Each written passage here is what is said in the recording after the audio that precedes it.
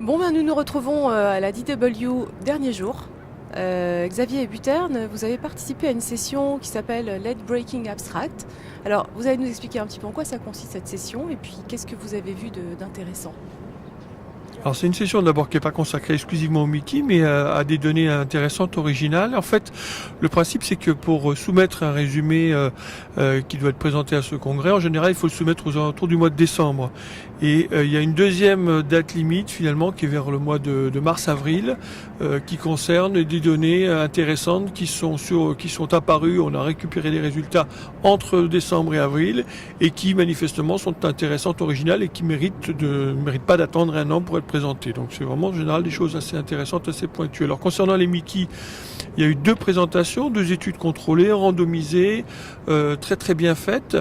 Une qui a concerné un anti-interleukine 23, le risankizumab, qui a été présenté par Brian Fegan. C'est un médicament qui est développé par un laboratoire allemand de Boehringer Ingelheim. Donc il a randomisé des patients qui étaient sévères, c'était des patients qui avaient une maladie de Crohn sévère et qui étaient déjà en échec d'au moins 3 anti-TNF.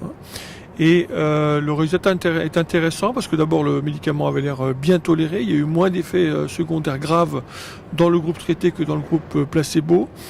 Et les résultats, globalement, ça dépend un peu des doses, mais à la 14e semaine, sont qu'il y a à peu près 30% des patients qui sont en rémission complète, contre 15% sous placebo. C'est un bon résultat compte tenu du fait que quand même c'était des patients très sévères qui avaient déjà eu 3 lignes d'anti-TNF, au moins tous, 3 lignes d'anti-TNF. La deuxième étude, c'est une étude concernant un inhibiteur de JAK1, donc le Janus kinase, qui est une protéine qui va être spécifique et bloquer la sécrétion. Donc l'inhibiteur va bloquer la sécrétion des interleukines, le 2, le 6 et également de l'interféron. Et donc c'est une molécule qui est développée par un laboratoire belge, Galapagos, et qui a été présentée par Séverine Vermeer. Donc c'est une étude de phase 2 et là aussi les résultats sont assez encourageants, puisqu'à la 10e semaine, sur une population de maladie de Crohn également relativement sévère, eh bien, il y avait 47% de rémission avec le filgotinib contre seulement 23% dans le groupe placebo. Voilà. Alors, et dans cette étude, c'est intéressant également, c'est qu'il y a eu des données sur la qualité de vie des patients qui s'améliorent de manière extrêmement significative dans le groupe traité, beaucoup mieux que dans le groupe placebo.